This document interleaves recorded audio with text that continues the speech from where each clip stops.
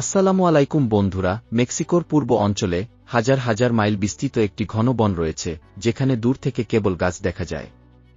এই ঘন বনের মাঝখানে এমন একটি জায়গা আছে, যেখানে পাথরের মাঝখান থেকে মাটির গভীরে একটি ছোট পথ রয়েছে। রিসার্চ টিমের একটি দল এই গুহানুমা টানেলের ভেতরে যাওয়ার সিদ্ধান্ত নেয়।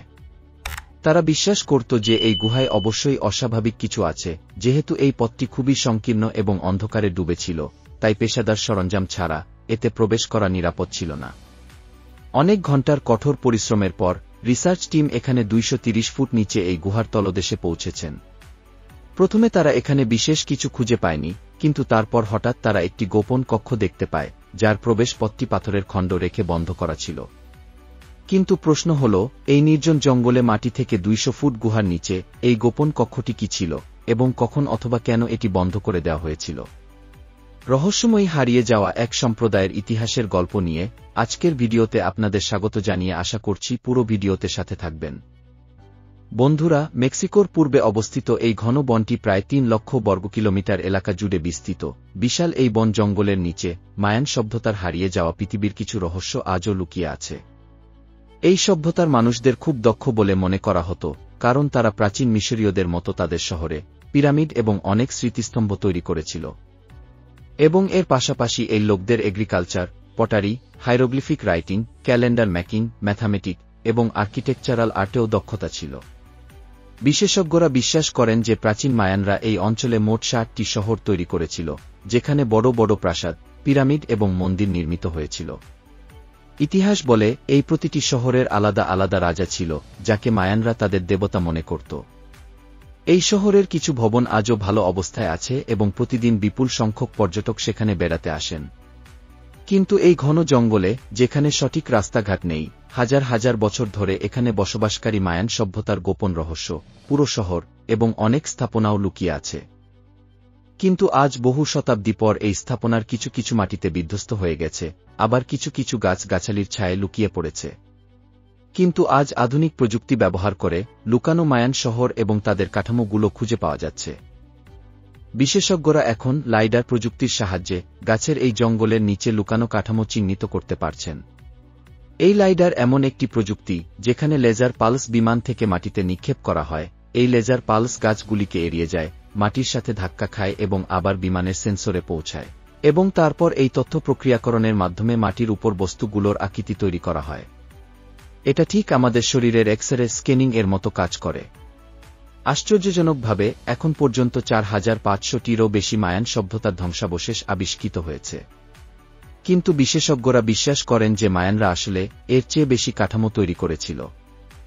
এই প্রশ্নটি এত গুরুত্বপূর্ণ নয় যে হাজার হাজার বছর আগে মায়ানরা কতগুলি কাঠামো তৈরি করেছিল, বরং আসল রহস্য হল যে এত বিশাল জনসংখ্যা পুরো শহর ছেড়ে চলে গেল, এবং মায়ানরা শেষ পর্যন্ত কোথায় গেল? এত দক্ষ হওয়া সত্ত্বেও কোন ব্যাপারে তারা দুর্বল হয়ে গেল, যার আজ এই জায়গায় তাদের সম্প্রদায়ের কোনো নাম বা চিহ্ন নেই? লাইডার প্রযুক্তির সাহায্যে রিসার্চ টিম প্রথমে জানতে পারেন জঙ্গলের কোন কোন স্থানে মায়ান ধ্বংসাবশেষ রয়েছে, এবং তারপর সেখানে স্থানটি ভৌতভাবে খনন করা হয়। মেক্সিকোর কাছে ইউকাটান নামক অঞ্চলে রিসার্চ টিম মায়ানদের একটি ছোট গ্রামের ধ্বংসাবশেষ খুঁজে পেয়েছেন। এই গ্রামটির নাম কিউইক, যেখানে একজন স্থানীয় রাজা 800 সালে, অর্থাৎ 1700 বছর আগে 20,000 পাথর কেটে 30 ফুট উঁচু একটি পিরামিড তৈরি করেছিলেন। কারণ প্রাচীন মায়ানরা সাধারণত তাদের রাজাকে খোদার চেয়ে বেশি মানত, রাজার মৃত্যুর পর পিরামিডের ভেতরে একটি রাজকীয় কক্ষে সমাহিত করত। এই কারণেই রিসার্চ টিম এই পিরামিডের উপর থেকে এর তলদেশে একটি খাত খনন করার সিদ্ধান্ত নেন, যাতে জানা যায় যে এই পিরামিডের ভেতরে কোনো রাজকীয় কক্ষ আছে কিনা, আর যদি থাকে তাহলে এতে কি আছে। 21 ফুট খননের পর রিসার্চ টিম একটি পাথর খুঁজে পেলেন, যার একপাশে সম্পূর্ণ সমতল ছিল। এই পাথরটি অন্যান্য পাথর থেকে বেশ আলাদা ছিল, কারণ এই আকৃতির পাথরগুলো পিরামিড বানানোর জন্য তৈরি করা হয়নি। ধারণা করা হচ্ছে মায়ানরা এটি দ্বারা ঘরের ছাদ তৈরিতে ব্যবহার করত, এই কাঠামোর সিলিংয়ে যেমনটি দেখতে পাচ্ছেন। এই বিশেষ পাথরটি ছিল এই পিরামিডের ভেতরে তৈরি করা একটি সমাধি ঘরের পাথর। আরও খননের পর রিসার্চ টিম অবশেষে খুঁজে পেলেন পিরামিডের বেসমেন্টে একটি ঘরের ভিত্তি এবং কয়েকটি সিঁড়ি দেখা গেল। ধ্বংসস্তূপ ছাড়া আর কিছু খুঁজে পাওয়া কঠিন ছিল, কিন্তু একটি মাটির প্লেটের ভাঙা অংশ অবশ্যই পাওয়া গেছে। এই ছোট্ট প্লেটের টুকরোটি রিসার্চ টিমকে আরও প্রশ্নের মধ্যে ফেলেছে। রেডিওকার্বন ডেটিংয়ের মাধ্যমে এই প্লেট অংশটির বয়স পাওয়া গেছে। এই প্লেটটি 500 সালে অর্থাৎ প্রায় 2000 বছর আগে তৈরি হয়েছিল। তারা সন্ধান করতে শুরু করেন যে এই টুকরা কি কাজে ব্যবহার করা হতো। এর উত্তর খুঁজে বের করার জন্য পিরামিড ধ্বংসাবশেষের চারপাশে জঙ্গল পরিদর্শন করা হয়েছিল। তারা পিরামিডের স্থান থেকে 15 কিলোমিটার দূরে কিছু পাথরের মাঝখানে একটি গুহা দেখতে পান। গুহার প্রবেশপথটি খুব শক্ত ছিল এবং ভেতরে যাওয়া নিরাপদ ছিল না। এই কারণেই পেশাদার সরঞ্জাম ব্যবহার করা হয়েছিল এবং 2 থেকে 3 জন গুহা বিশেষজ্ঞকে ভিতরে পাঠানো হয়েছিল।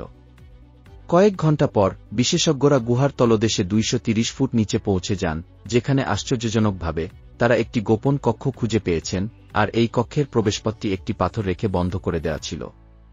যখন চেম্বারের প্রবেশদ্বার খোলা হয়েছিল, তখন সবাইকে অবাক করে দেয়, মাটি থেকে 230 ফুট নিচে এই গোপন কক্ষে অনেক ব্যবহৃত অগ্নিশিখার মশাল ছিল, প্রাচীনকালে আলোকসজ্জার জন্য ব্যবহৃত মশাল। এই মশালগুলো ছাড়াও এই কক্ষে প্রচুর পরিমাণে ভাঙ্গা মাটির হাড়ি পাওয়া যায়। সেই পিরামিডের ভিতরে পাওয়া টুকরোটাও এই ভাঙ্গা হাড়ির টুকরো ছিল। বিশেষজ্ঞরা এই ভাঙ্গা হাড়িগুলো আবার জুড়া লাগানোর চেষ্টা করে দেখতে পেলেন, সব হাড়িগুলো থেকে একটা একটা টুকরো পাওয়া যায় না, প্রত্যেক ভাঙ্গা হাড়ি থেকে একটি টুকরো মিসিং ছিল।